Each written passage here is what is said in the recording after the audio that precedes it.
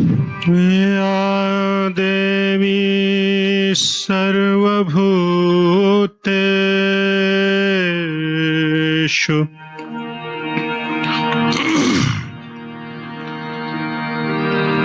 या जिया सर्वभूतेषु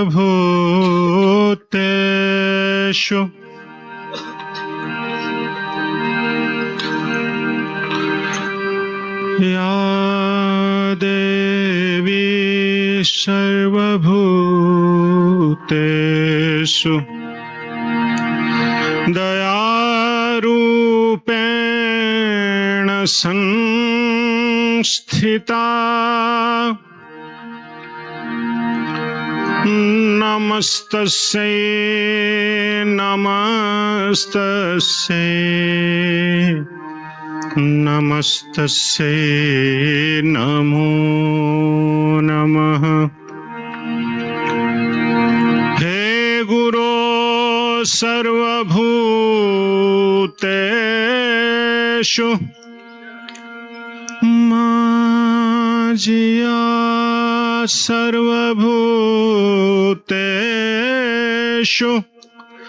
मातृरूपेण संस्थिता नमस्तस्यै नमस्तस्यै नमस्तस्यै नमो नमः। जियामा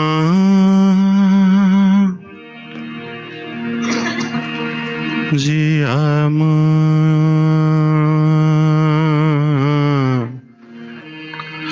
जियामा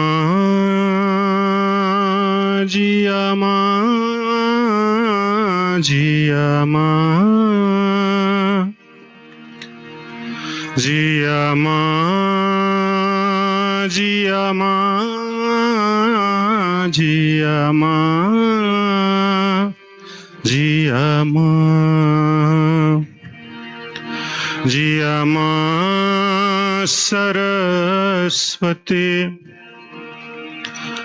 जगतारिणी जगतारिणी तारिणी माँ तारिणी तारिणी जियामा जियामा जियामा जियामा।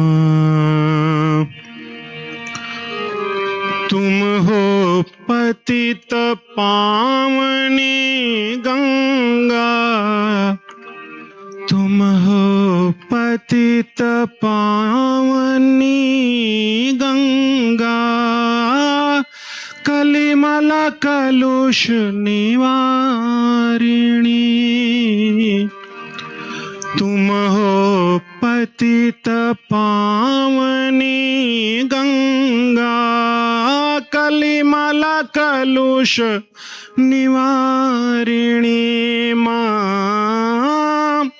तुम हो धर्म धारिणी यमुना, तुम हो धर्म धारिणी यमुना। जन्म कर्म उद्धारिणी जियामा जियामा जियामा जियामा जियामा जियामा सरस्वती जगतारिणी जगतारिणी तारिणी तारिणी तारिणी।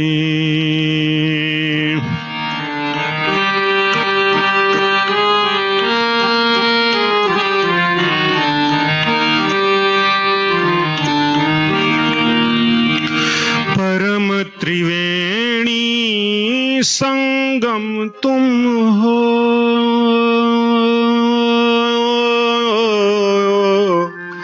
परम त्रिवेणी संगम तुम हो।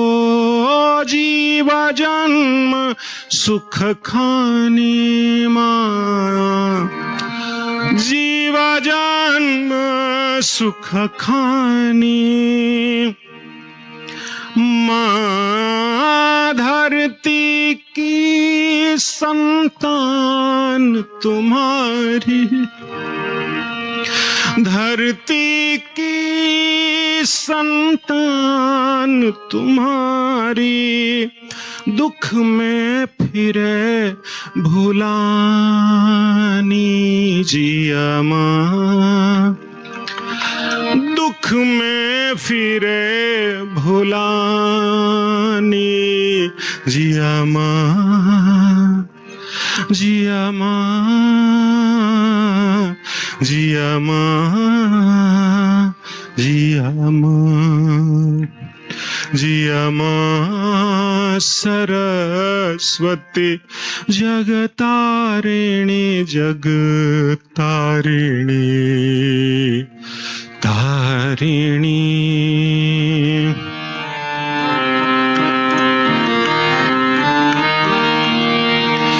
परम शक्ति दे दो मेरी माता,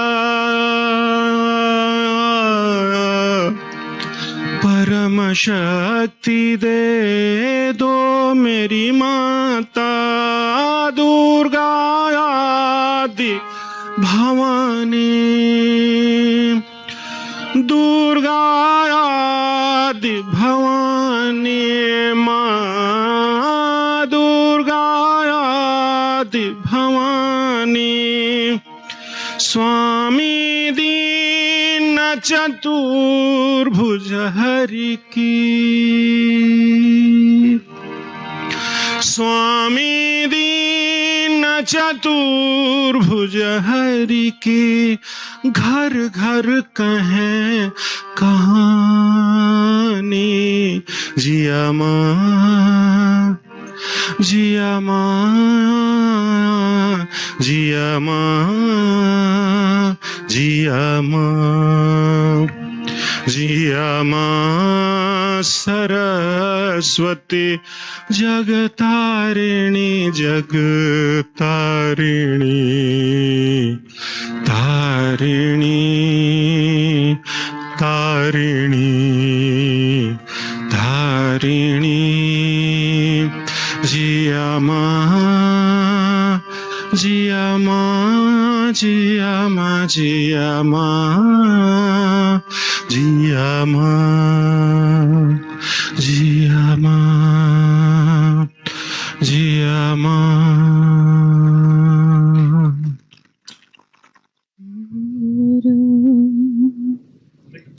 गोविंद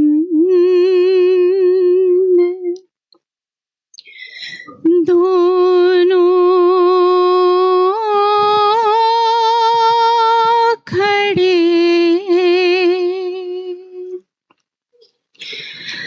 काके लागू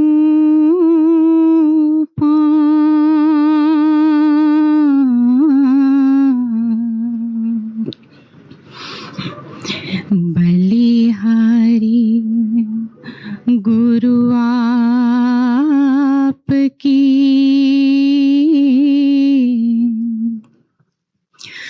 गोविंद दियो बता।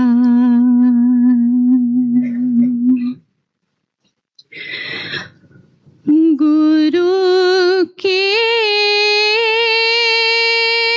पावन चरण पखारूं,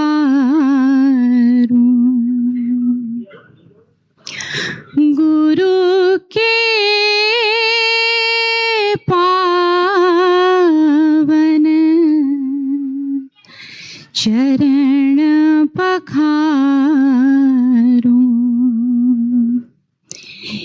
इन चरण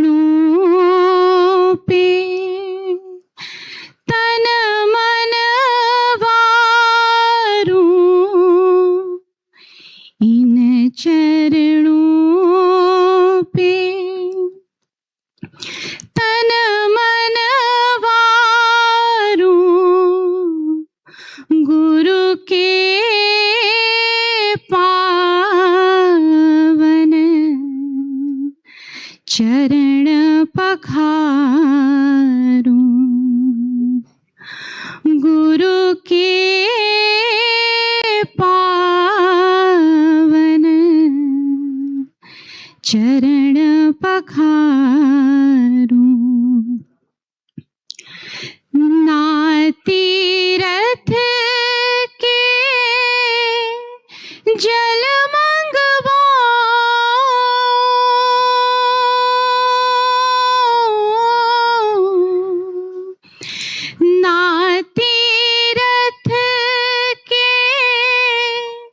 जल मंगवाओ ना केसर ना चंदन लाओ ना तीरथ के जल मंगवाओ ना केसर चंदन लाओ मैं सुवन से चरण धुला कर मैं सुवन से चरण धुला कर चरणामृत सिर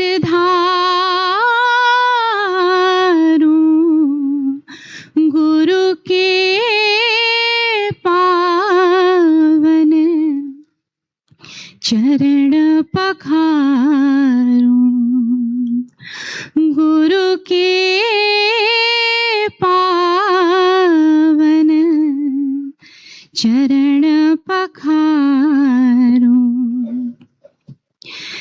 ना काशी ना कामा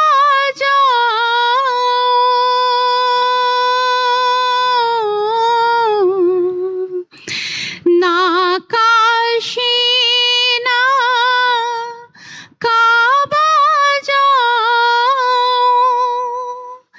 ना ही योग समाधि लगाओ ना काशी ना काबा जाओ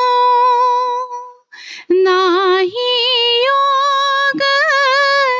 समाधि लगाओ मेरा तीरथ गुरु का अंगना मेरा तीरथ गुरु का अंगना गुरु मूरत ही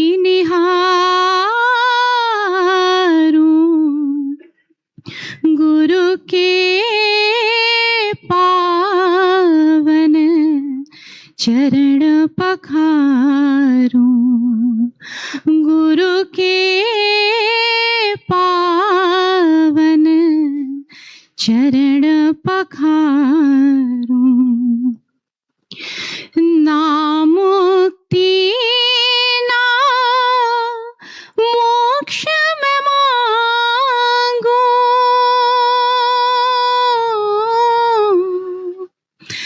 ना मुक्ति ना मोक्ष में मांगो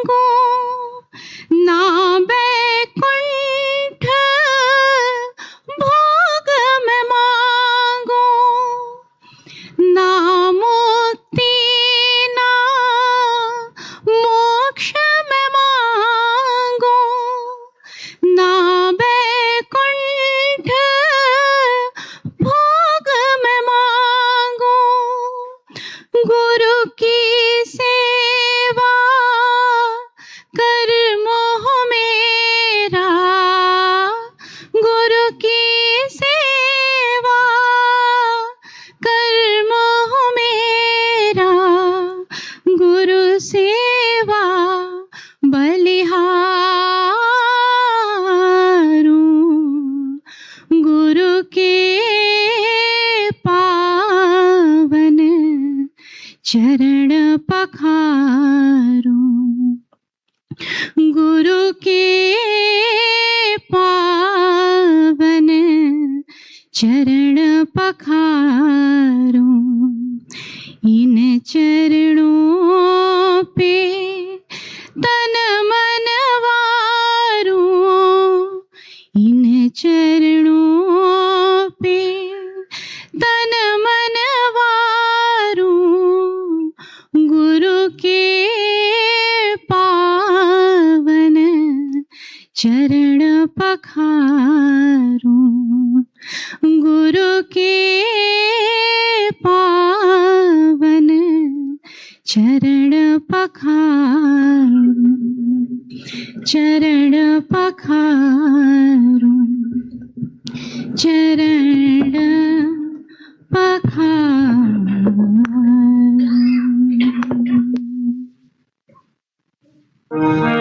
हर कली पर निखार तुझसे है,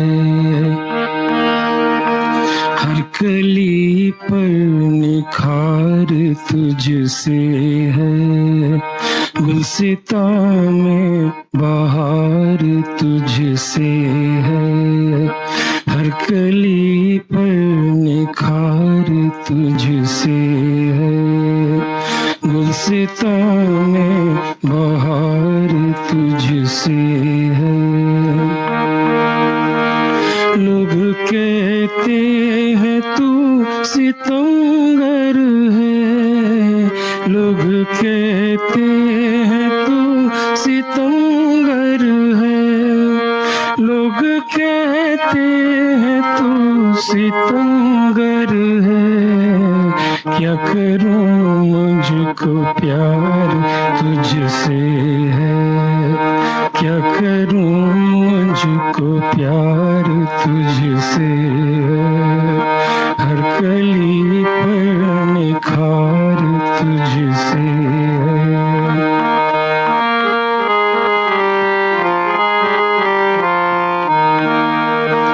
ये करिश्मा है तेरी नजरों का, ये करिश्मा है तेरी नजरों का, ये करिश्मा है तेरी नजरों का, मैं कशों में बहार तुझसे है, मैं कशों में बहार तुझसे है, हर कली पर निखार तुझसे है।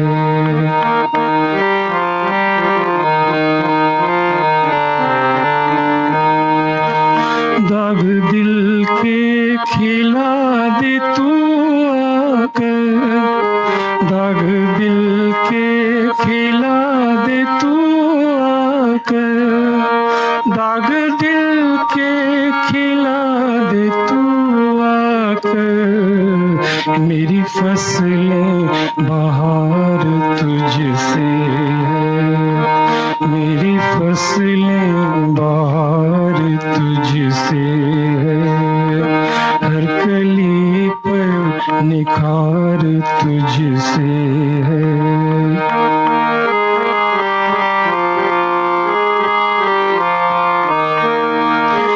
मुझको बंदा बना लिया तूने, मुझको बंदा बना लिया तूने, मुझको बंदा बना लिया तूने, आज मेरा वकार तुझसे है, आज मेरा वकार तुझसे है, हर कली पर निखार तुझसे है, गुलसिता में बहार तुझसे है।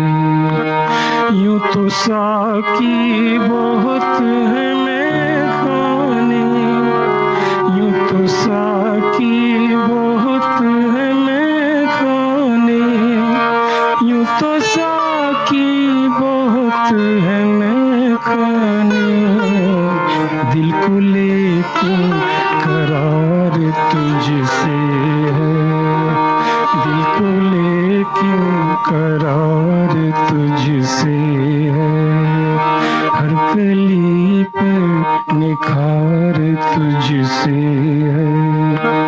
क्यों मैं बेकल हूँ तिश्न कामी से, क्यों मैं बेकल हूँ तिश्न कामी से, क्यों मैं बेकल हूँ तिश्न कामी से, जब निगाहें विचार तुझसे है, जब निगाहें विचार तुझसे है, हर कली पर निखार तुझसे है, गुलसितां में बहार तुझसे है, हर कली पर निखार तुझसे है।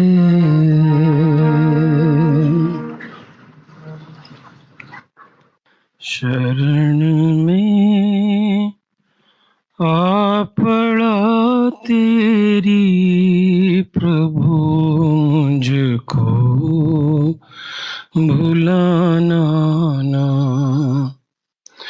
शरण में आ पड़ा तेरी प्रभु, मुझको भुलाना ना।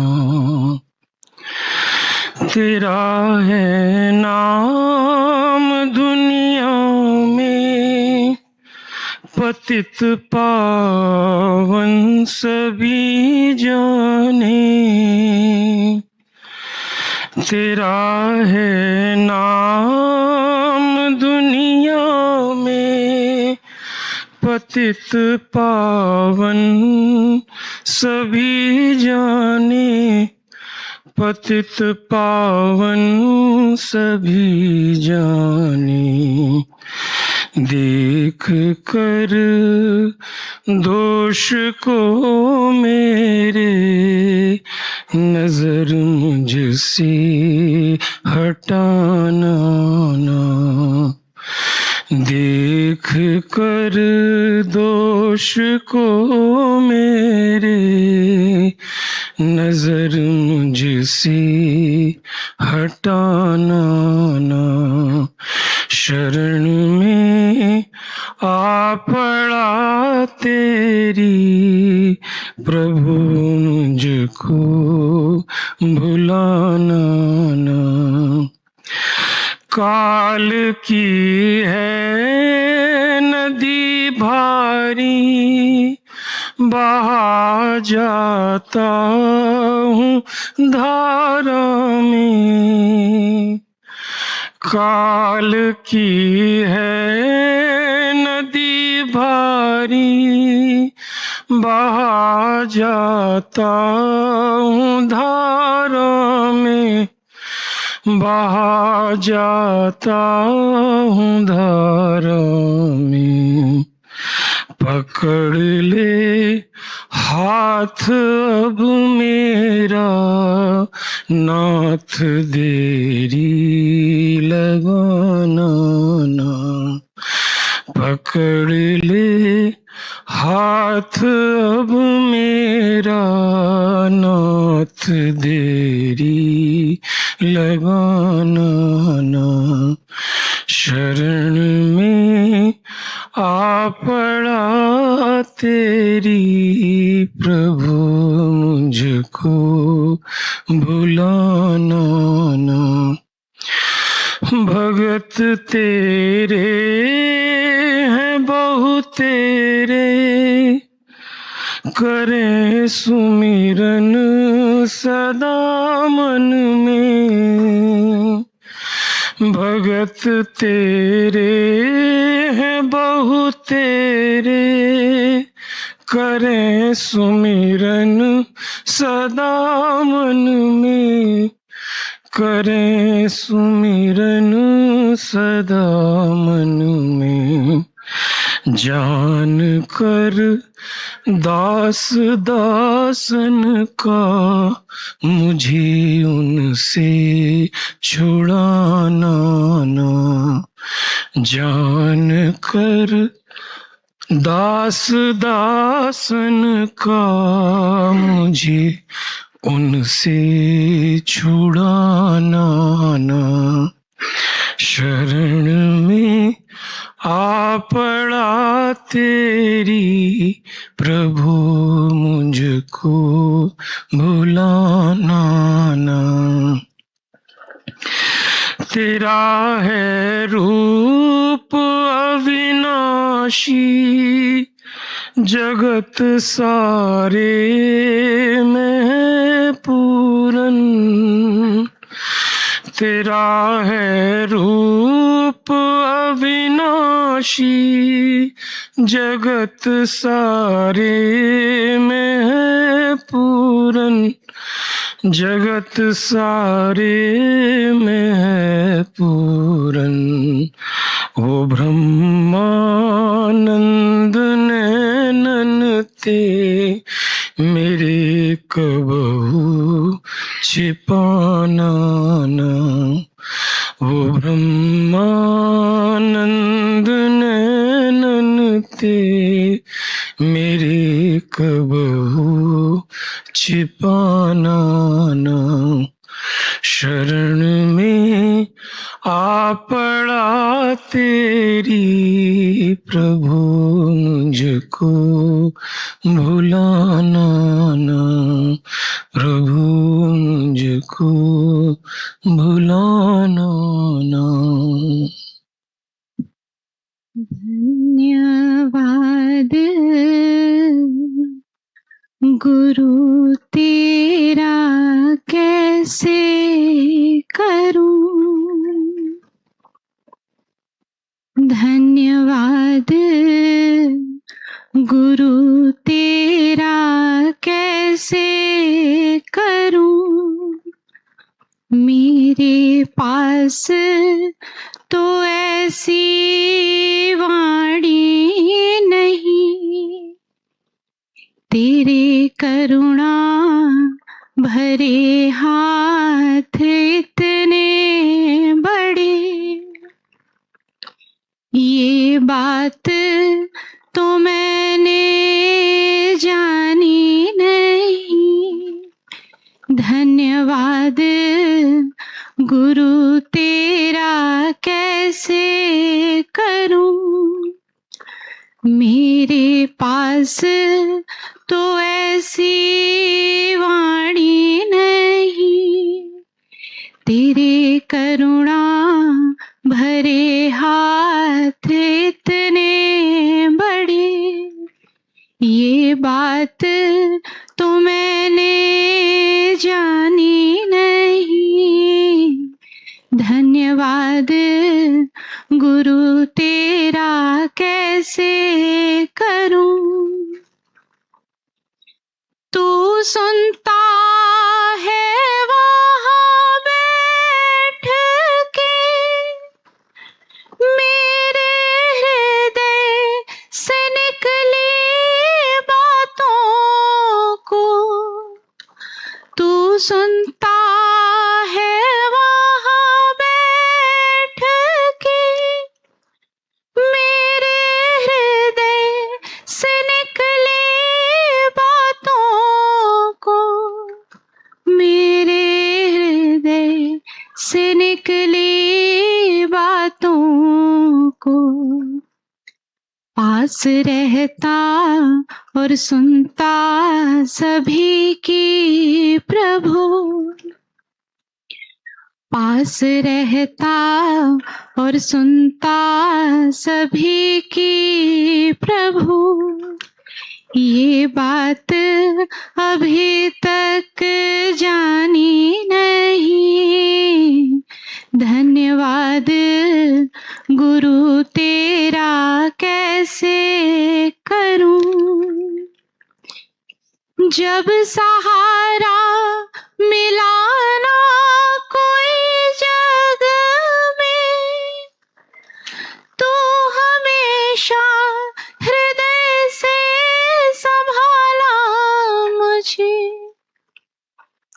जब सहारा मिलाना कोई जग में, तो हमेशा हृदय से संभाला मुझे, तो हमेशा हृदय से संभाला मुझे। तेरे आस रे मिलता सभी कुछ मुझे, तेरे आस रे मिलता सभी कुछ मुझे। तेरे जैसा कोई जग में दानी नहीं, धन्यवाद गुरु तेरा कैसे करूं। तू सूक्ष्म से सूक्ष्म रमा हर जगह, कोई जगह तो तुझसे खाली नहीं। तू सूक्ष्म से सूक्ष्म रमा हर जगह, कोई जगह तो तुझसे खाली नहीं, कोई जगह तो तुझसे खाली नहीं। लाख जीवन गए बीत मेरे प्रभु, लाख जीवन गए बीत मेरे प्रभु।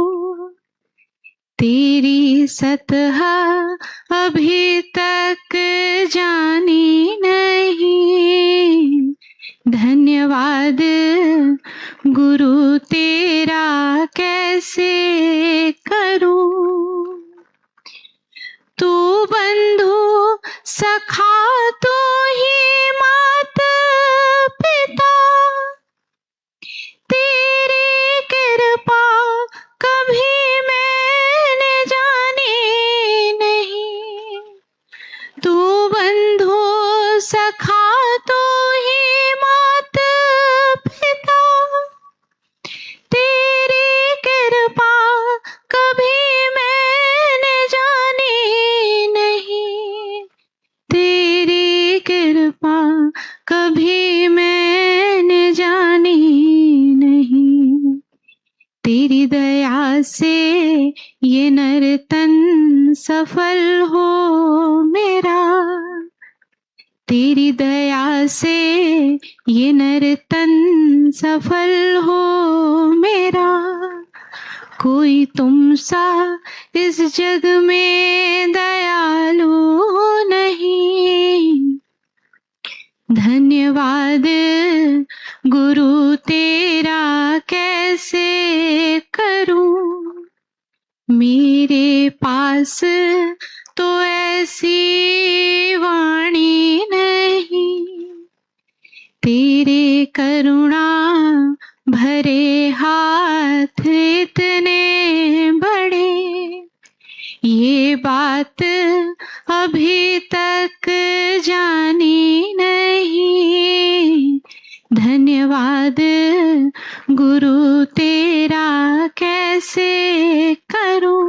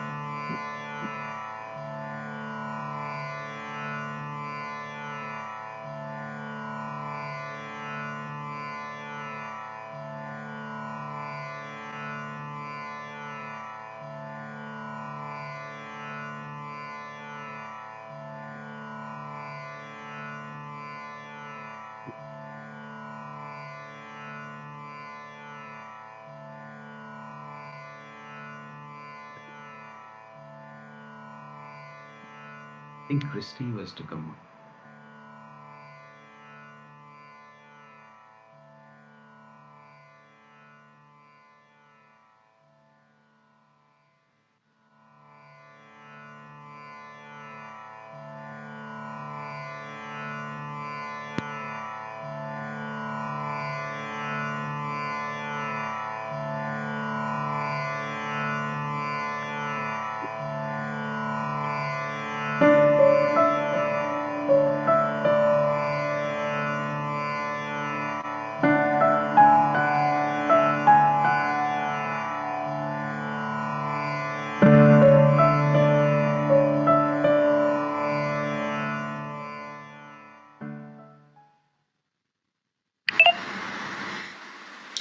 Happy Saturday, everyone. Welcome to Satsang on this very, very special occasion where we honor Guru, and we are here to speak about service, which is going to be a beautiful topic.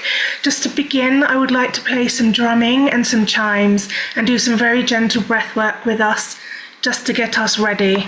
So please relax, take some lovely deep breaths and enjoy.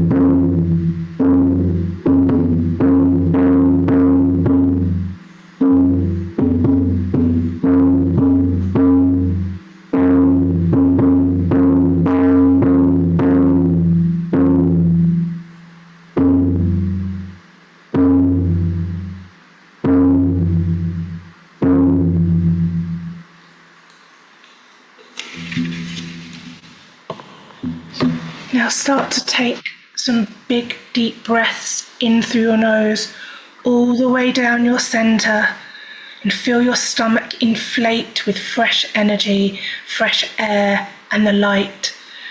As you breathe in the light all the way down, and fill up your entire being with it. As you breathe out, breathe away all your stresses, all of your anxieties, and relax.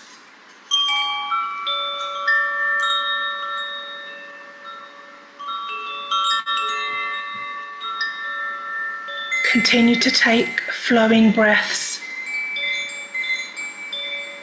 Feel your body settle. Feel yourself connect to the energy around you and the light.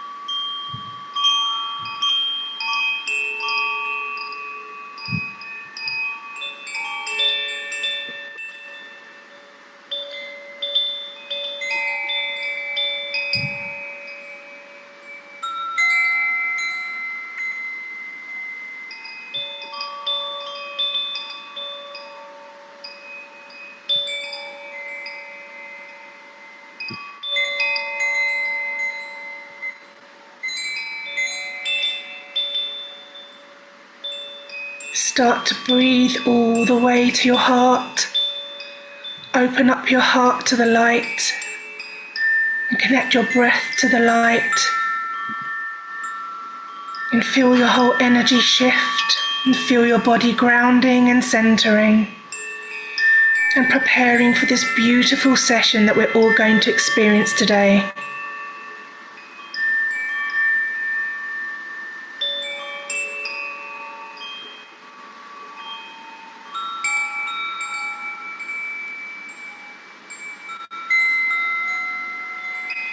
Take a lovely deep breath in now, in through the nose. Hold it and slowly breathe out.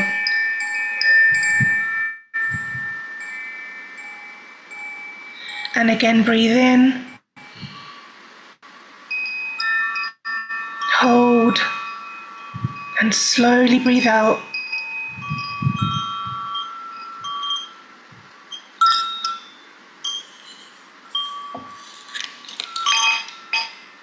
Now I'm going to pass you over to the Satsang workshop. And again, I'd like to welcome everyone and thank you all for being here with us today and experience this all together as a community. So I will pass you on and I'll speak to you later.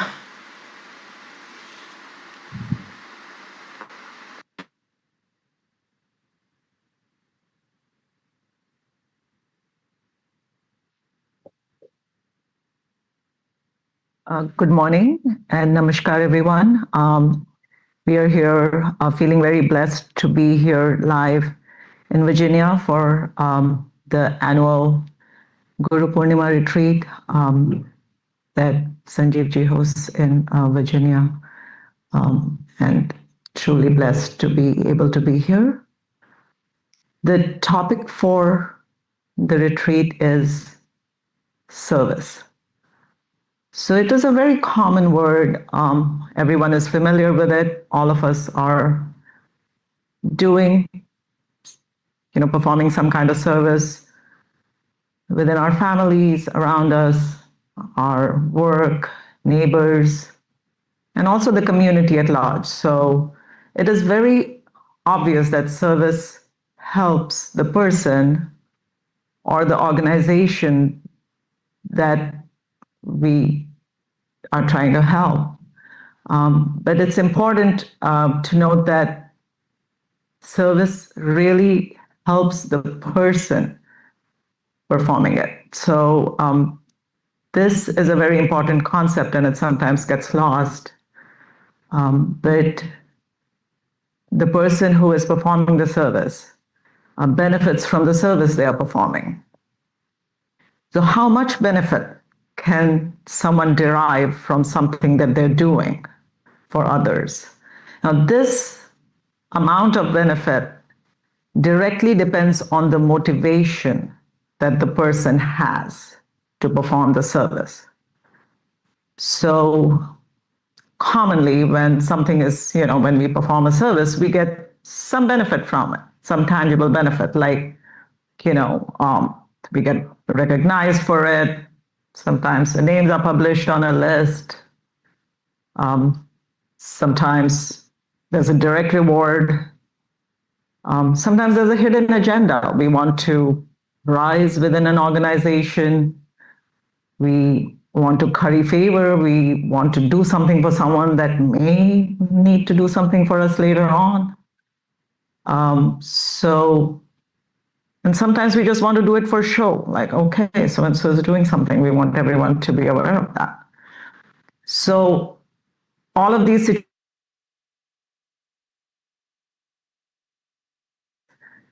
and on the other hand, is service performed selflessly, anonymously, or in such a way where we would not get any benefit from it.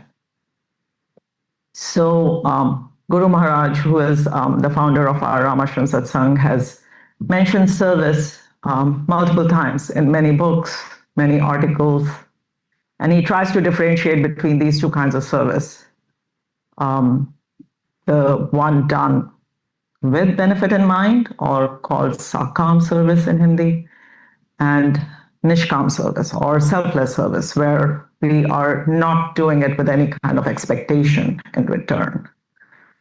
So what he tries to say, and what is now well established, that the effect of the service we do multiplies if we do it without any expectation of a return, if we do it truly selflessly. In that case, someone would be doing it just out of pure intention or a sense of love, or we consider it our duty. We consider it our duty to help our parents, our children, or we are doing it out of a true sense of empathy. We see people around us, we feel connected, a feeling of oneness or connectedness to those around us. And then we have some resources that others don't, and then we try to share them. So if our service is motivated by these factors and not any kind of tangible return, that is the goal. That would bring us the kind of benefits that would help us progress. So Guru Maharaj also, goes on to describe different kinds of service. So in order of increasing importance or being better kinds of service. So the first kind he describes as physical service. Okay, so we are there to help. Someone is, setting up for an event. People are needed, volunteers to help, serve food. You mow the garden, you mow the lawn for a neighbor. You are physically there helping someone who needs help. That's physical service. Then there's material service, where you have resources that someone else needs and you're sharing them. So you're providing food for, a shelter, you're sponsoring someone's education, all kinds of charitable donations where you think you have the resources, you're able to help for some good cause. That's material service. Then something even better, emotional service. So there are people around us who might not be feeling very happy. Something bad happened to, in their lives, or they're dealing with a crisis. You donate your time. You go talk to them. A friend is not having a good time. You go out for lunch, talk to them, make them feel better. You have a skill. You provide mentorship, guidance. At the level of the mind, you are working to help someone else feel better. And that would be emotional service. And then is what he considers the highest kind of service, also called spiritual service, where, so there's a prerequisite for that. So it would have to be someone who is already on the path, on their spiritual journey, and who have, themselves achieved a higher state of consciousness. And if they help that, if they share the light that they have to elevate the level of consciousness, elevate the spiritual state of people around them, that would be called spiritual service. And of course, that is the highest kind of service, but we have to first reach a level where we are able to provide that kind of service. Because what he says is like the first three kinds of service, so where you're helping out physically by donations or spending time, it definitely helps. But then after some time, the funds run out. We have to donate again, maybe, or the next event comes around. The friend has another crisis. Then again, it would be needed. It would be required for us to go and help again. But if we are helping elevate someone spiritually, help them achieve higher ground, that of course the effects last more, which is why he emphasizes that. So as we progress on our respective spiritual journeys, we should try our best to serve. Of course, serving for whatever purpose helps the community, helps others. But we have to really make an effort to try to make it selfless. Because if we get any benefit from it, it feeds the ego. And the ego is a very powerful thing, and it has been called one of the largest impediments as we try to progress. Because it's very difficult to do, easier said than done. So even if we don't expect anything in return, like deep down we might feel, oh, you know, that person didn't even mention it, or they have forgotten what I did for them. And so trying to guard against all of that requires a lot of effort, easier said than done, where I say like completely try to detach yourself from benefits. It is something which instinctively is hard to do, but that should be our goal, our aim. So true service performed really with the goodness of our heart would help us progress. And that is what Guru Maharaj also states.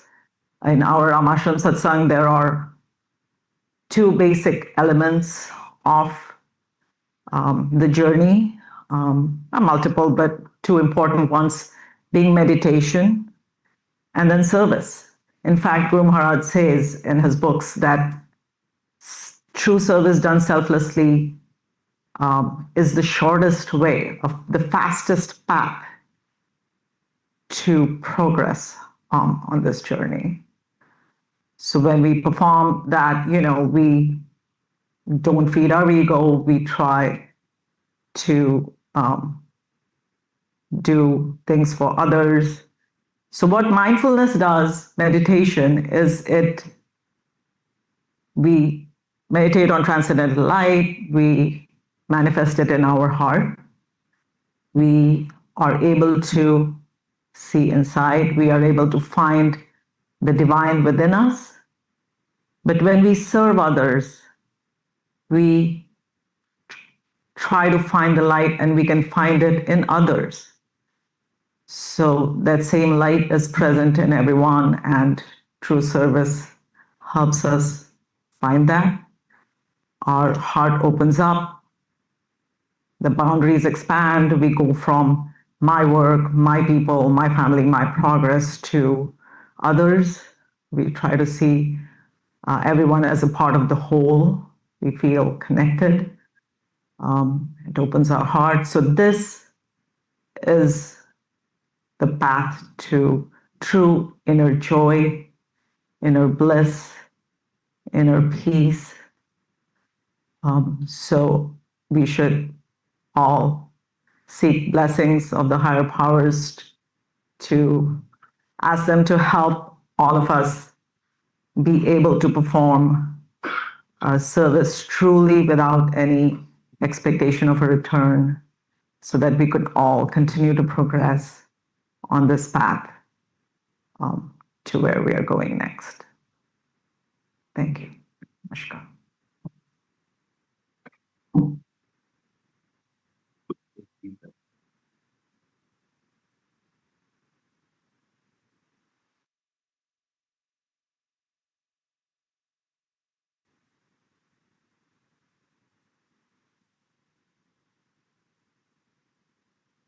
So let's meditate on it. Before we go into meditation,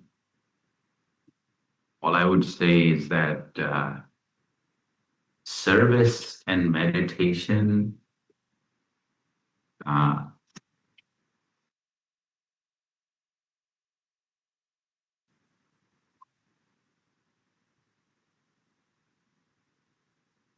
so service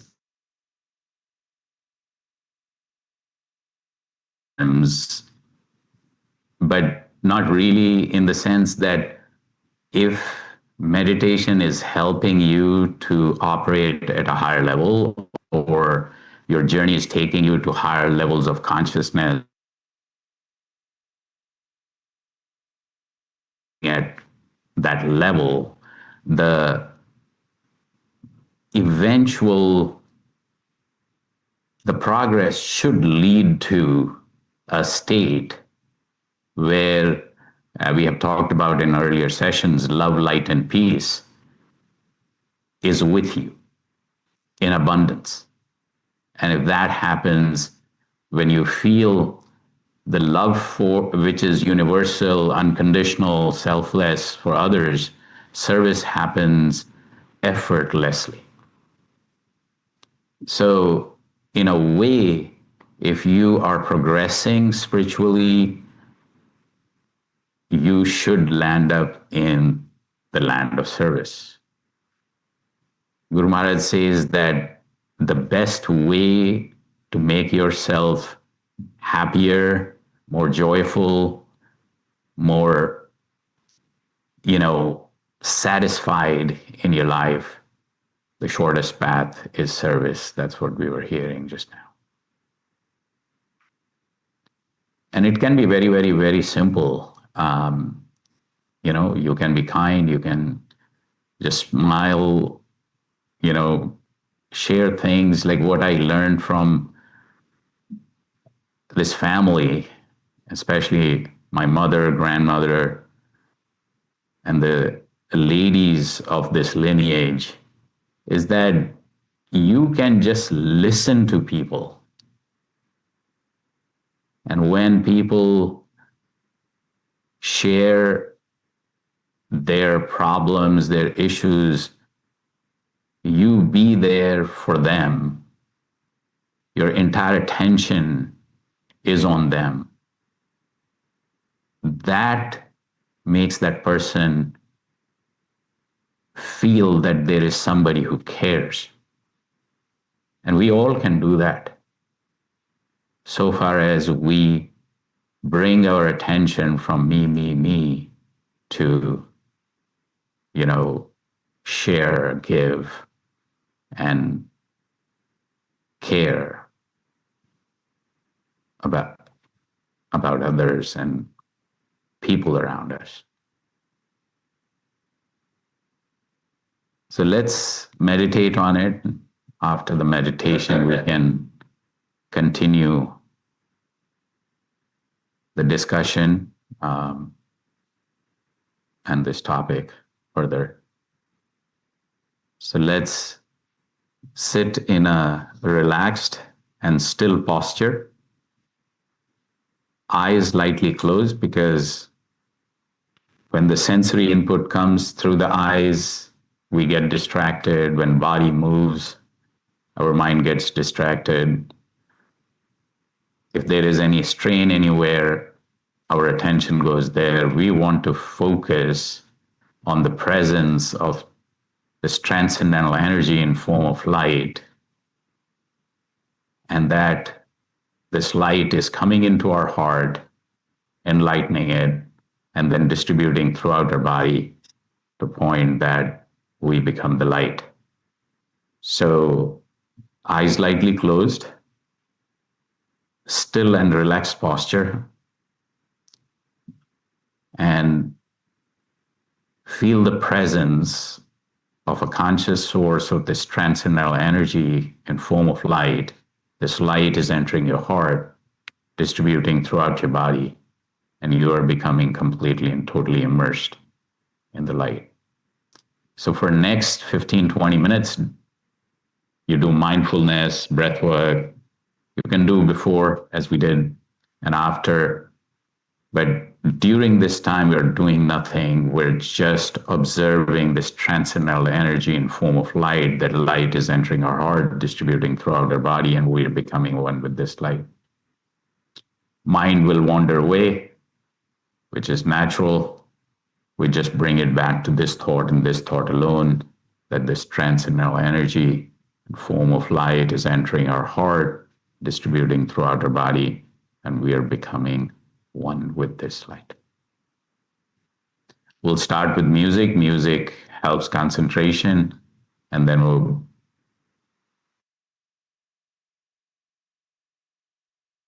meditation on this transcendental light.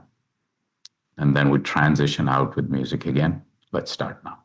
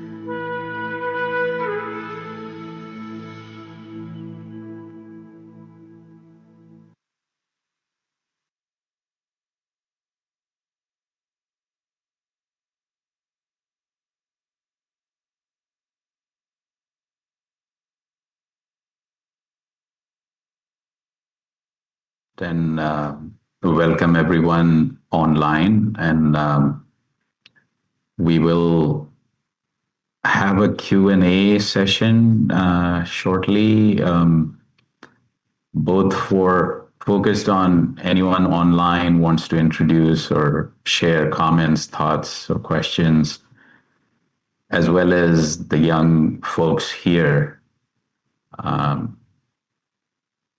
And before that, I think I would like Parul to talk about the topic from the youngsters' point of view.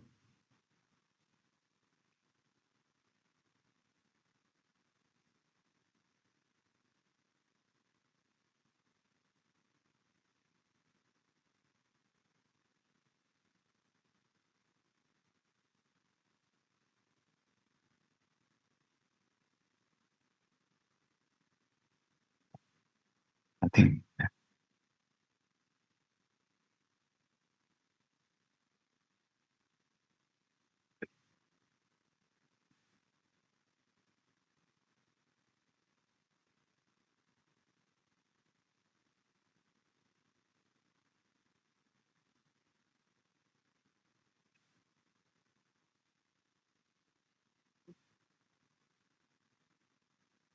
Yeah. Hold it. Yeah, hold it. Hey. Hi, everyone, and happy Saturday, especially to everybody on Zoom. I think we had an amazing session today on service, and thank you, Anita Auntie, for laying out the steps for us, the levels of service that we will reach eventually, and Dad for grounding it down and helping us realize that it's simple.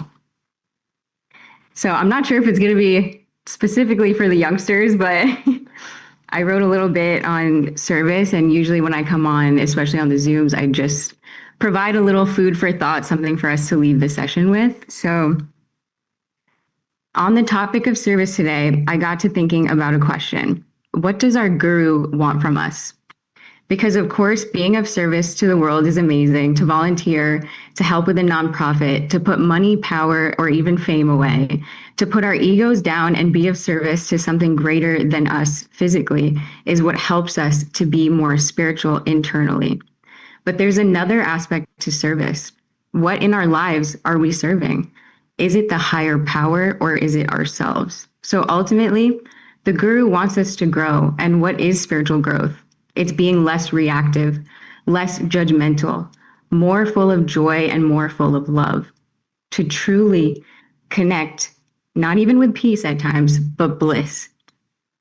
Like you're flying on a high in connection with the divine.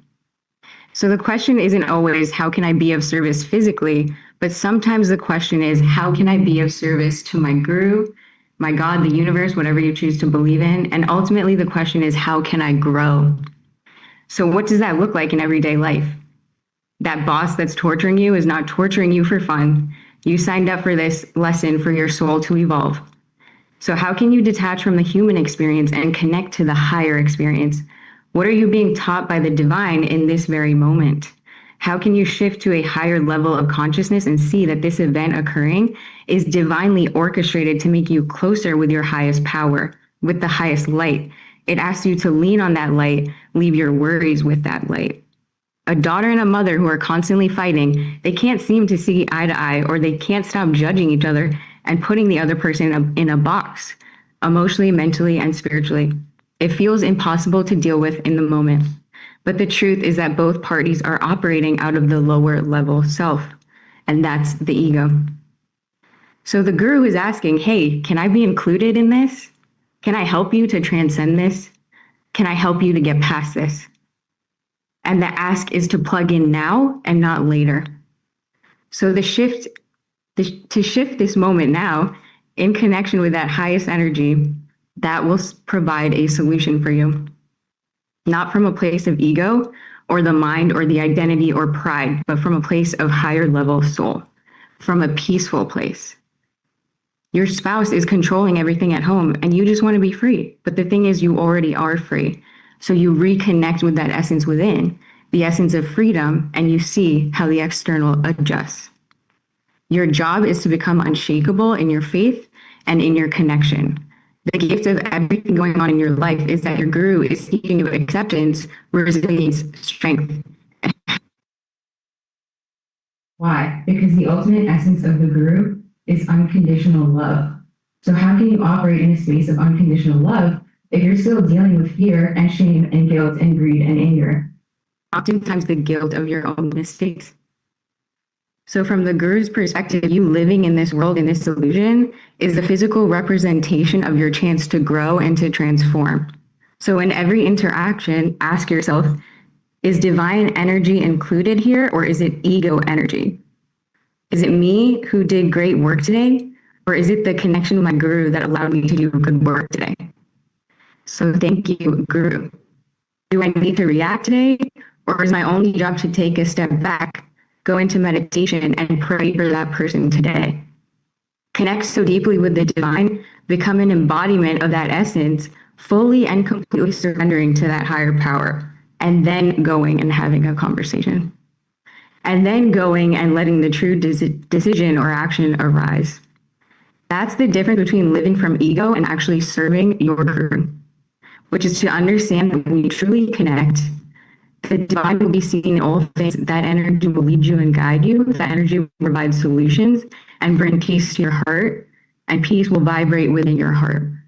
So your job is to leave your worries with your guru, but also connect so deeply and so frequently that the way you see the world and the way you interact with the world shifts.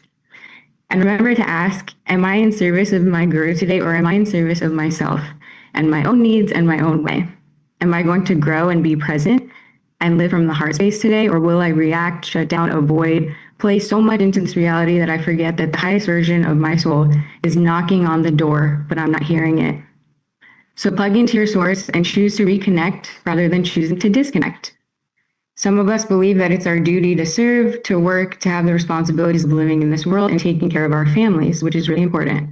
But we don't recognize that a big part of our duty on the spiritual path is to have a warrior spirit and a peaceful heart, to live from the essence of pure joy, presence, bliss, kindness, empathy, and love. And aligning with that energy will shift even our physical environments for the better. So today, choose to connect, choose to grow, and choose to serve Guru and not yourself.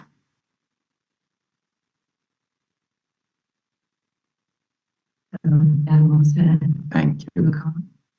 So yeah, let's now open up for questions here as well as online.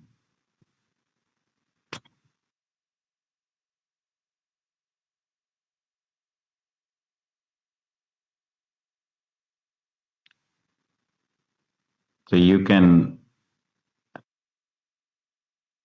folks online can just, Pablo, if you can allow unmuting. For anything here.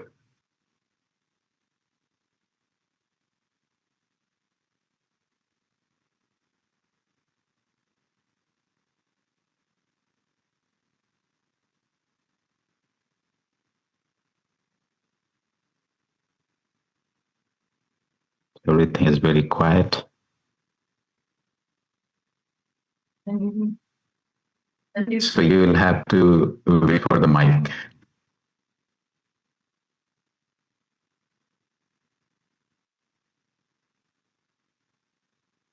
And the caller 1, 2, 3.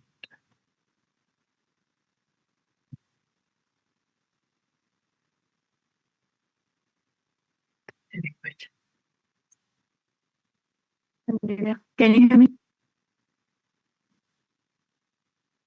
Yeah, now. Thank you. Thank you so much. It was a wonderful session that we all could relate to. So as we mentioned that with self-service, also some components ego everybody develops.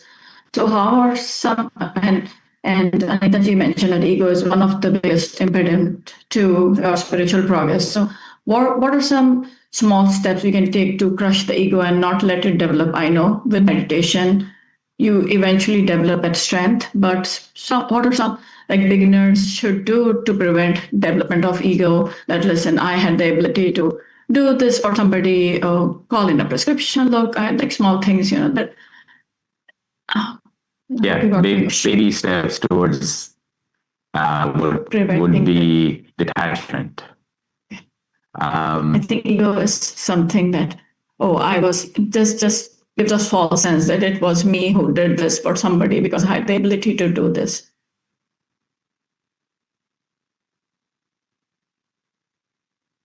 So interesting thing is that our identity or ego has to be involved. We need to be in it. The entire system we have needs to go after the goal or what we're trying to do. So one thing that's coming to my mind is, do we, so one of the tenets Guru Maharaj talked about was like, do you feel that you are owner of something or you are caretaking? So caretaker and owner concept he introduced, which differentiates between, so the example that came to my mind was, let's say there is a hotel and there is an owner. Something happens to the hotel or let's just say that a theft happened. The owner gets affected because something was lost there. And we operate that way most of the time. But then there is a hotel manager. He's responsible for taking care of the hotel, but he's not the owner. Now, when manager operates, he does everything. He looks after the security. He looks after all the operating principles and everything. He's taking care of those aspects. But then, if that happens, the manager is like, I tried everything, but now because he is not the owner is affected, not the manager. So if we operate as a manager rather than an owner, and Guru Maharaj was able to apply that to his family, to his satsang life, to everything in that he was managing rather than owning. And that subtle difference makes a whole lot of, and there was actually a discussion, I was in New Jersey, and there was a discussion that the neighbor's car got totaled. So we just talked about it. Yeah, something happened. But if your car gets totaled, you're rattled, right? That's the difference between the ownership and even if so when you think that something is somebody else's and you're taking care of it versus, and what I wanted to start with was that most of the things that we have going on in our lives, and I was having a conversation yesterday, talk about your family, your job, your own things. How much control do you really have? When you think about it, it's very, very, very little.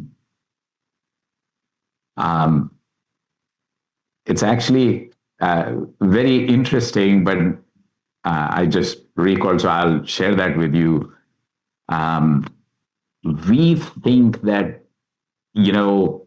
a lot of things that we are doing is all conscious decisions. But if you really look at your brain, how it operates, it's like 95% of the decisions are reflex actions. only 5% of your day-to-day decisions are actually conscious decisions. So think about that. So, but yeah, so all I'm saying is like, if we just start thinking more on the lines of how can we detach ourselves from this concept of ownership, because how much do we really own? We are ourselves temporary. We won't take anything. We didn't come with anything. So, you know.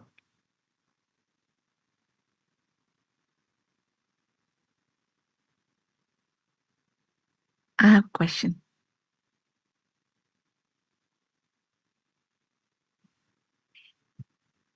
Hello, everyone. So when we came to this, and we heard things we should be doing and not acting like ego, and you should be thinking of service. It's all good learning, but what if we have done it? We have acted with our ego, and now how do we get past this? How do we forgive ourselves and then move on? Like that transition, I think sometimes it's very difficult, and we start living in the past and judging ourselves, and how do we get out of it to move on? So are you saying that even if we get our act together today, there are things in the past that come to haunt us? I mean, if today is the day we say, okay, this is not what I want to identify myself with, right? How do we move past it? Because yes, it's very easy to say, yes, I will act in a good way. But then how do I forget my past, right? What I have done in the past? How do that keeps on haunting you at every time. So the question is, how do we move on? So think about like whenever you wake up, it's morning. So actually, there are a lot of ways that we have been taught to deal with these things, because there are ways to repent, there are ways to confess, there are ways to, analyze our weaknesses and work on them. But Guru Maharaj's view was very, very, very different. His view was that, okay, let's say all of the past was, and it's not all of it, right? It's some of it. So there is darkness, weakness, right? So let's take darkness, for example. So yesterday we were talking about this, that there's a basement, that's our past, let's say. And we walk into the basement, it's all dark. When you put the light switch on, there's no darkness. So if we all had that light switch, so bring light in. Once the light is there, there is no darkness. Once you connect with the, so you embody transcendental energy, you embody the light, then where is the darkness? So if that energy is unfathomable and you embody that, where is the past is gone. Right now, just enjoy what you got. So the thing is that once you learn to live with love, light, and peace, or once you embody that. So I was thinking about service in that context. So let's say you start meditating and you get to a higher power, to a point where, from Annamay to Pranmay to Manomay to Vigyanmay to Anandmay. So basically the 5 realms, the realm of the word, realm of life, realm of the mind, then realm of knowledge, and realm of love. So as soon as so our meditation is in the third realm already. And as you're saying, let's say if I get my act together, across the third realm, I come into the land of the light. Once I come to that knowledge, that's dispelling the ignorance, that's, energy. So all that happens, the third eye opens up. So what happens when the light is there? You see, what you see is that how am I connected with the nature? How am I connected with each other? How am I, how my serving everybody actually serves myself? Once that happens, love is there. So unconditional, selfless love comes in. And when all that happens, because now you have intrinsically gone past the differentiations, comparisons, and all these things, then peace is there, right? So now think of the same thing as I embody light, I embody love, and I embody peace because I'm operating at that level. Then what is service? Because you're being somewhere, because you have love, light, and peace in abundance, you share with everyone. So you don't have to do anything. So that's the concept of satsang. So we sit together, we embody the light, we then grow to embody the universal love. The connection becomes very, familiarity to a level that this bond is not any other bond that we have.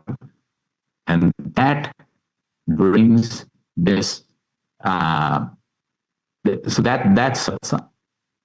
So what I saw in the leaders of satsang is that they embody love, light, and peace to a level that is splashing, it's sharing without doing anything. They don't have to do anything. You just be in their presence and love, light, and peace can be felt. So if you want to really operate at that level, not only you will help yourself, you will help others effortlessly. So the question of the past is still when you are not fully embodying all this, because then there is no time for going in the past because you are just enjoying where you are, right? The bliss. If I am like in unlimited bliss and joy, why would I go anywhere else? Why do I need to turn back? It's the thought that takes us back. Meditation takes us to thoughtless state, so you can't go back. You don't need to go back. And once you start living in the present moment and in this deep bliss, there is no need to. There is no necessity or and we are creatures of habit. That's why it continues to take us back there.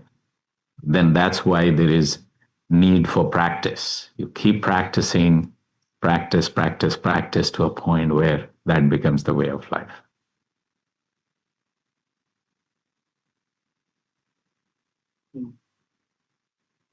Yeah.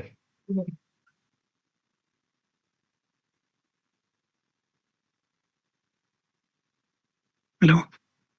I just want to make a comment about Dipaliji's question. It's not on. It's not on? Yeah. Thank you. Just wanted to make a comment about Dipaliji's question and she mentioned that ego is the biggest hurdle towards service.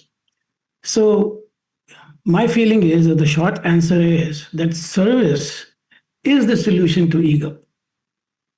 So once you start doing service, and even at the smallest level, first thing you can do is, you can start by respecting other people. So once you start doing that, your ego will slowly and slowly be satisfied, and you continue to do that. And over time, you will feel that as you do more and more service and more um, service towards people, which is selfless, your ego will be satisfied more. That's all I wanted to say. Thank you. Absolutely. So, Christy? Hello, everyone. This has been incredible. Thank you for all of the knowledge that you're sharing. If I may, I just wanted to read something small that I wrote on this topic. Is that okay? Sure. Okay. So I wrote, this has been humbling, beautiful, thought-invoking and inspiring. The subject of service can sometimes be one that can create guilt or feelings of defensiveness because life can be so busy. Some people feel bad that they don't do enough service for others, if any at all. But it needn't be that way, because I can bet anything that you do service without even realising it. If you're a parent, you look after your children. This has been mentioned already today. I know that you would sacrifice for them, you provide what you can for their well-being, and that would go for any family member. If a co-worker or a friend has come to you with something on their mind and needed someone to just talk to, I bet you listened and maybe gave advice. That too is service. If you've passed by a homeless person, gave them some change, got them some food, or even just smiled and said hello, that is service. Guru would want us to just bring light in any way that we can, and a smile shows light, and a smile shows love. When your heart feels good, light and positive after doing any of these things, you have connected to the light of giving. And there are so many things that we have to do in our daily lives: work, family, studies, commuting, dealing with finances. All these things block us on our lower level. They block our consciousness and our awareness, so that when we do any acts of service, we do it unknowingly, and then we don't connect to our heart and the light. So for me, I feel that being consciously aware of these things is so important for us all to do. Then you will realise that you are doing something for someone, you are doing service. We need to talk about this more. And if you do think, oh, I'm just too busy, I can't, think about your priorities and what will help you grow spiritually and as a human being. Time feels short, and it feels like there aren't enough hours in the day. But time is everything to some people, and your time could mean everything to one person. Just check in on them. If you know someone struggling, give them a call, and that will make a difference to them. It may seem like a small act of kindness, but that ripple will grow wider than you can imagine. And the spiritual ramifications for your heart and your soul, the fulfillment, that will go beyond any satisfaction that you will get from ticking off a daily to-do list. I know I have to-do lists, and rather than feeling satisfied at the end of the day, I don't. I just feel more stressed. So I've had to move away from that and focus on service. So I hope that this can all sink in. And again, thank you to all of the revered panelists who have shared their wisdom, and to Sanjeev Kumarji and Parul. I'll stop talking now. Thank you, everyone.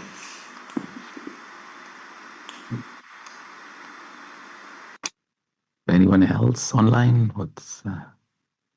We have many online, but off video.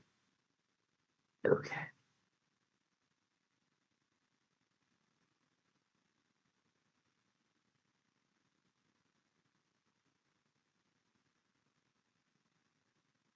So any other thoughts or questions in here? Question. Chitra. You're asking.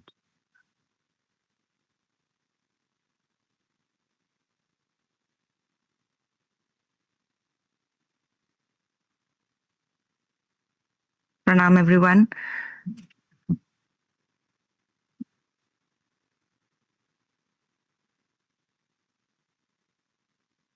Hello, everyone. So, Vijay, you mentioned about staying in the bliss. So, we have 24 hours in a day. And if we dedicate 30 minutes to meditation, evening and afternoon, morning on a daily basis, the rest hours are hours where we are engulfed with life realities, with job, someone struggling with health challenges, somebody suffering from fear of the unknown. How do we overpower all those realities and stay in that bliss, in that present moment throughout the day? It would be amazing if you can just give us some tips how we can at least take some baby steps to continue that bliss and transcendental energy that we have experienced during our prayer time and radiate that throughout the day on a daily basis. Thank you. So I actually have a video on the English YouTube channel which talks about how do you connect, orient yourself, put the attention towards this source of unfathomable transcendental energy, and then how do you store it? So like connect and receive is one part, but then how much can you store? What's your capacity? Because,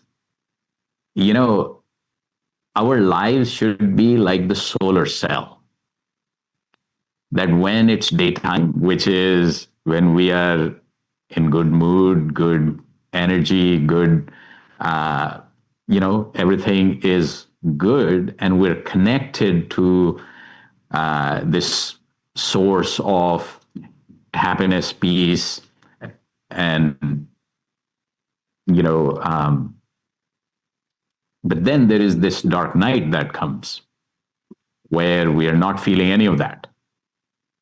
So the solar cell collects the energy while the sun was there, and then when the darkness comes, it uses that energy to light up. Right? So if we could do the same thing inside, that will be good, right? So when I'm feeling down, I could energize myself with so it's not just the instant embodiment that I do during meditation. If I could leverage it at other times as well. So the way it works is that when you are able to, so the first step, the meditation, the initial step is that you orient yourself, you connect, and you start receiving the energy. That itself is not easy because, as you said, there are so many thoughts, there are so many things that we're doing. Just concentrating on receiving the energy takes time, takes practice, right? But as you move into this journey, you move deeper into the practice, actually you are able to increase not just the depth of embodiment, but this storage and capacity increases almost, intrinsically. Just so what I saw, with our satsang folks, that there are 3 stages. First stage is that, yes, you feel good during meditation and there is no impact outside of it. But then the second stage comes when you absorb. So, for example, you come here, you feel you're embodied, embodying this energy, and then you go back for a few days, you feel relatively better, right? But if that could go, so there are two ways. Either you replenish the energy more frequently. So the whole idea of 30 minutes in the morning and 30 minutes in the evening was that you replenish your energy, and whatever gets depleted during the day, replenish again in the evening, and and keep that cycle on. Like we do the satsang workshop, for example, every week. So every week the group session, gives you a shot of that, higher dose of that, and then you go through the next week and the next week. So one is the frequency of group sessions, frequency of deeper sessions, and so on and so forth, and the consistency of the daily sessions. But then if you continue this within weeks, you get to a point where your capacity is increasing, your absorption is increasing, and hence you're able to take this, while you're working, your reactions are different. Your behavior overall, your anger, your even envy, greed, all those things get affected. But the thing is, like, the quality of connection, I think, is the key here. One, and then the consistency of practice. So those two things then create the dial.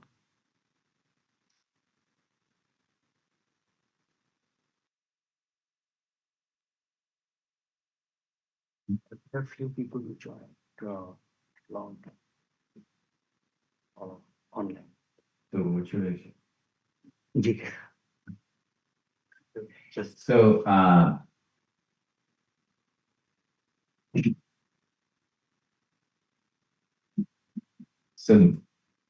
so online, is there? So I think we have been having this satsang workshop weekly for some time, and I'm really grateful for those people who keep that going. If there is any other thoughts, comments, or questions from online, otherwise start wrapping it up.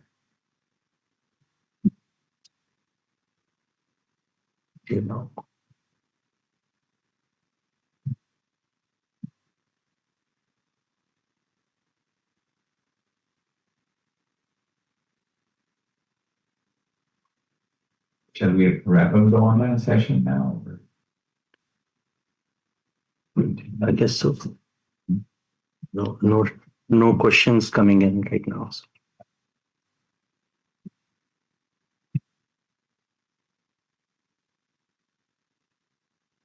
Prasad.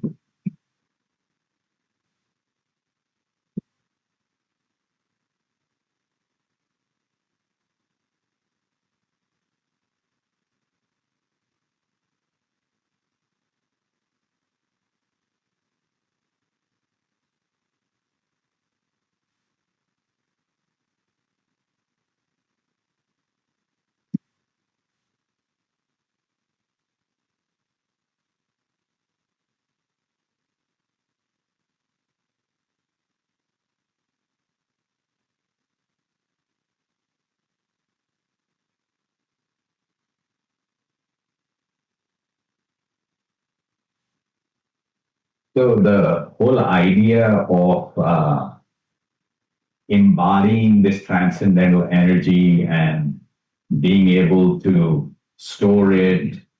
So first, connection, orientation, attention, all that is required. And then, your receiving ability and your storing ability. So all that is within the embodiment of transcendental energy. So one other thing that's traditional and has been on that, when you meditate, if you keep any food that you like, the same energy that you're receiving, the food will receive. Now, that food, when you consume,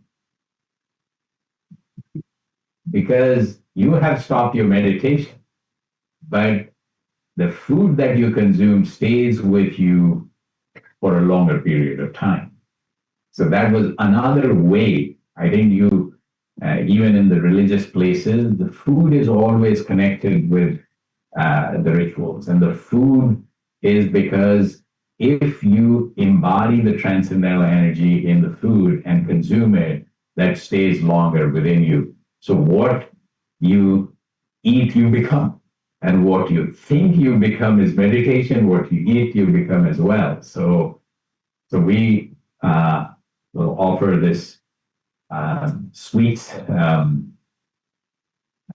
and just meditate for 2 more minutes, that the same transcendental energy that we just embodied is embodied in it, so that when we consume it, it stays with us and makes our practice deeper, stronger, better.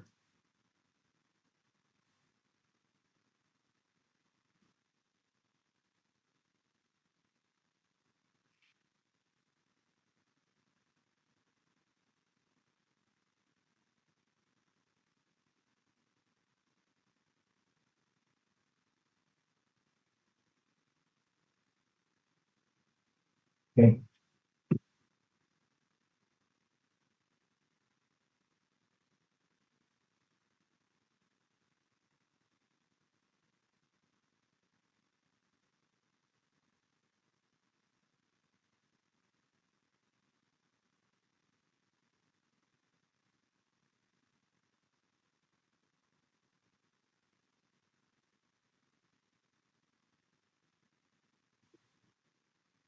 Oh, yeah. Where is the mic? Oh. So there is one more question, and then we'll have a song to wrap up as well. So in normal day-to-day action, and sometimes it is very black and white. You can understand where you're coming from ego and where it's natural. But there are very finer situations also in day-to-day interaction, where it's not very easy to determine whether you responded to your ego or whether it's from the natural logical response. So how to identify that, whether you're coming from ego or you're coming from natural response? So I think I had read one thing in Guru Maharaj's books. I'll try to recall as much as I can. So his view was that when we only keep our own perspective, our own advantage in mind, it's very selfish. But if we keep the greater good in mind, if we think about the other person before we think too much about ourselves, then you have turned the corner. So if we were thinking of others more than ourselves, obviously you have to take care of yourself, right? So,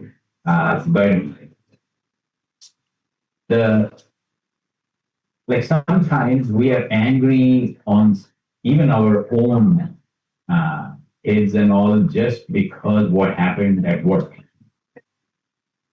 right? Or just because somebody said something to you and you are not in the right state of mind, and it comes out on someone else, right? That is, one lack of control, right? But if we were thinking, what's the effect on that other person, our perspective will change completely.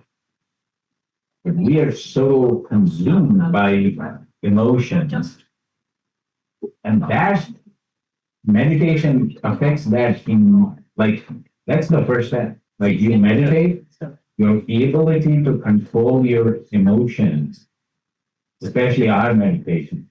Like, it's like you just have to do a little bit and that comes through. Right? But because we are so ingrained in this culture of, I want this, I'm achieving this, you know, and we have, so part of that is fine. The second part is like, am I doing it for myself or others? Am I thinking about, so always like, if, as soon as you bring the other's perspectives in, now you are starting right. Which is where I push down. Just say, physical shock as the shock absorber. Yeah, you are running on the smooth, but when all of a sudden a ditch comes, so that's what the meditation power gives you, that when it comes in the life, you absorb it. So for the folks online, basically think of meditation as the shock absorbers in the car. So, you know, when you go in the tougher terrain, the, you know, ups and downs still happen, but they will be toned down. The shock will be absorbed. Actually, that I have seen in satsang, the people who I got mentored by and who I respected through my life, they were like, their shock absorbers were, I think were like Rolls Royce, I guess.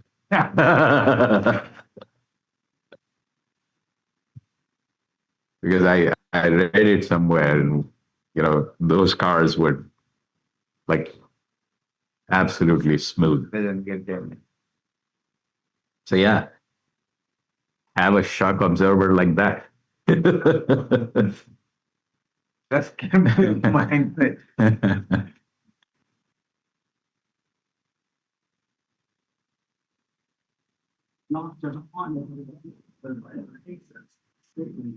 So shall we wrap up online or anything else anybody wants to say? Thanks. Thank you everyone for being here, and love, light and peace be with you. Thank you. Namaste.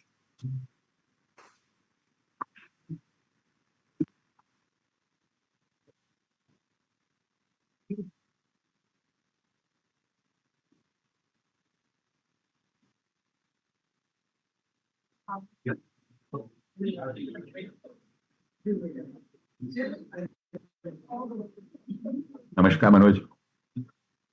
नमस्ते भाई साहब, सभी को नमस्ते. Hi AC.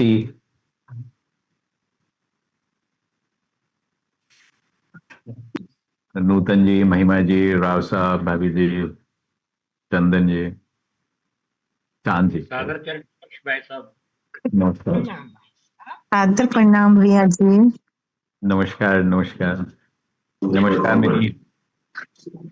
नमस्ते भैया, सबको प्रणाम. प्रणाम चाचा जी, सभी को प्रणाम. नमस्कार महिमा जी, सुलेखा जी, ईश, अजय, अलका जी, अशोक. नमस्कार बबीता जी भैया. प्रणाम भैया. नमस्कार. सबको प्रणाम. प्रणाम भैया. प्रणाम मामा. नमस्कार नमस्कार. सादर प्रणाम भैया. नमस्कार.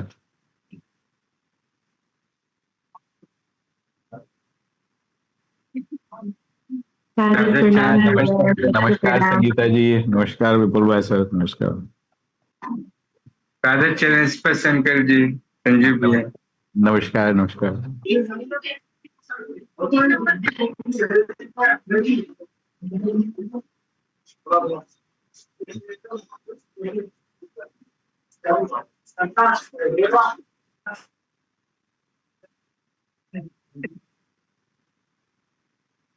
चलो ठीक है, फिर यहाँ से रैप अप करते हैं।